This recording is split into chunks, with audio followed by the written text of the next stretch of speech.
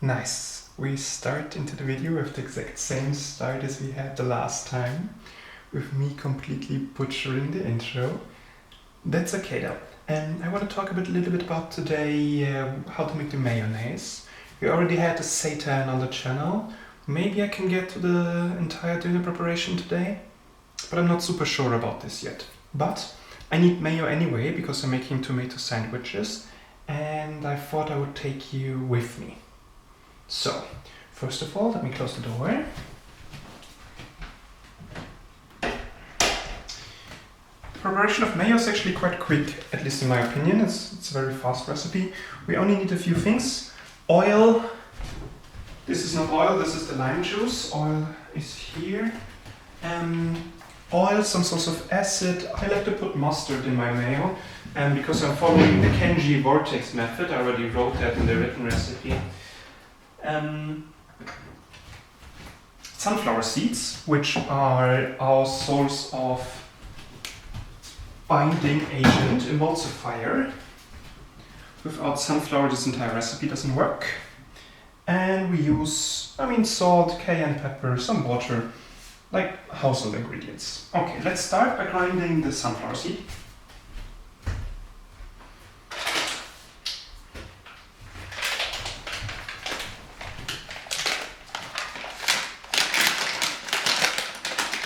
A good thing to keep in mind about sunflower is that you cannot put too much, basically cannot put too much. Texture's gonna go a little bit off if you have a lot, but the emulsion breaks if you have too little emulsifier, not if you have too much. So I always recommend going on the higher end of the dosage if you want to make sure that everything works. Mayo, if anyone is curious about it, is an emulsion of oil and water. I used to think oil and air, and I think air is in there, but it's not actually part of what's emulsified. We use I actually don't know the chemical name anymore. Like some stuff that is in the sunflower seed that is also in egg, which binds to oil on one side and binds to water on the other side, like a soap. And then we puree both of those together and we hope for the best. And right, for flavorings, classically in mayo you have not really an eggy taste because you neutralize all of that out with the acid. And you taste maybe the type of oil that is used. We use sunflower only here because of the symmetry in the ingredients. Good mayo recipes suggest using some olive oil as well. Mustard is a classical addition. Kenji also puts garlic, which I will not do because it's too close to aioli this way, but probably also very nice. And really you have a bunch of options. Right, so our sunflower seed is ground. Let me get a vessel. And there's some philosophy that's necessary for the vessel. At the bottom of the vessel especially, but actually the entire way around, it's supposed to be a cylindrical one, should be very close in diameter to the immersion blender that you use. This is for fluid dynamic reasons. We have this top for our immersion blender.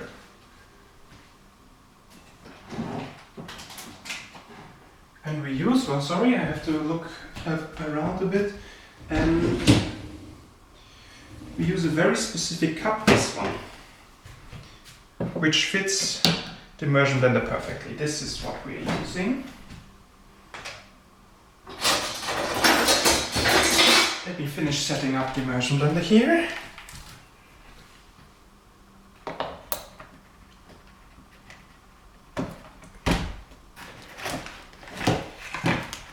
I already prepped out all of the ingredients for the sandwich, which is kind of a mistake now. We don't have that much space. Yukai. And a spoon is good for dosing everything. Let's see. Sunflower seed into the cup.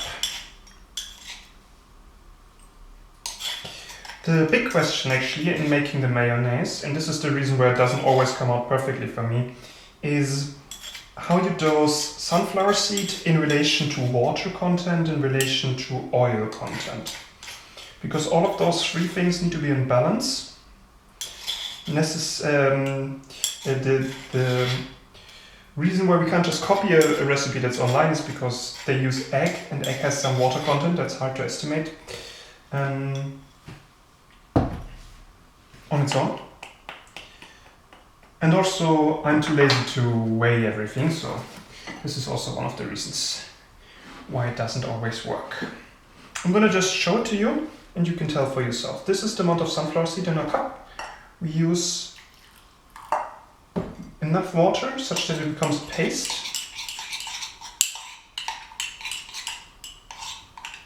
And then a little more lime juice to taste.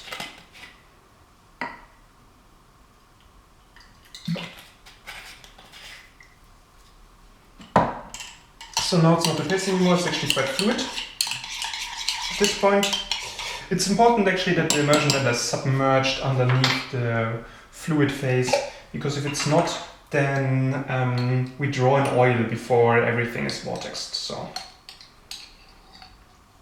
make sure that you don't make too little at it, that's what I'm gonna say.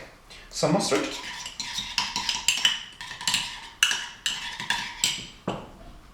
Here's salt. And I'm gonna go for some cayenne too.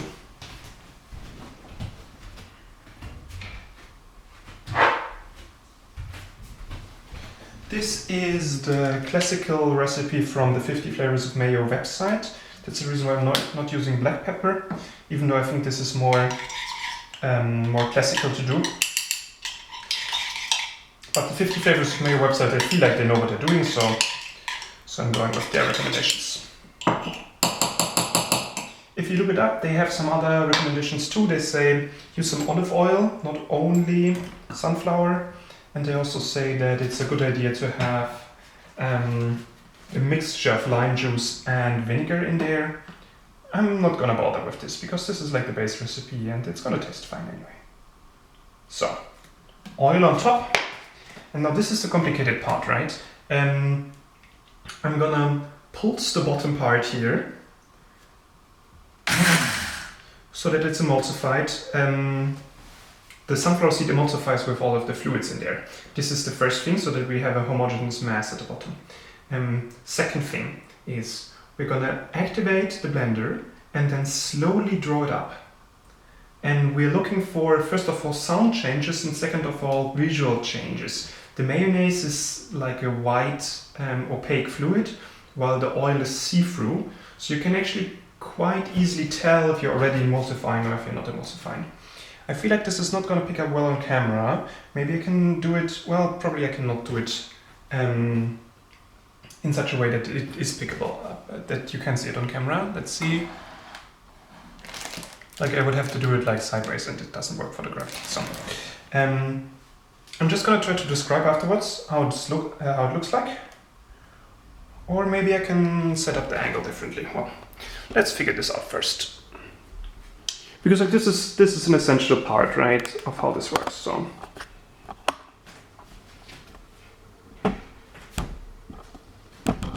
let's get closer here and let's try to have a really steep angle. Right.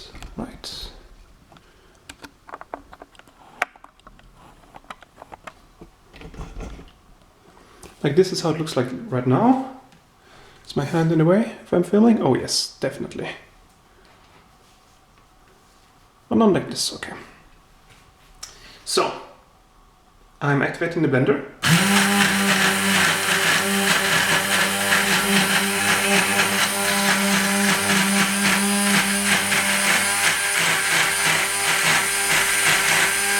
And slowly putting up.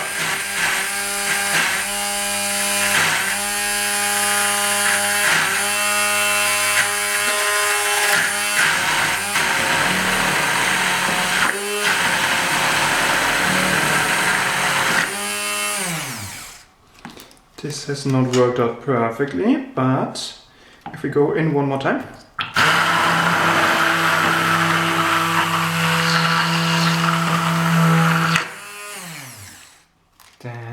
we have our mayo.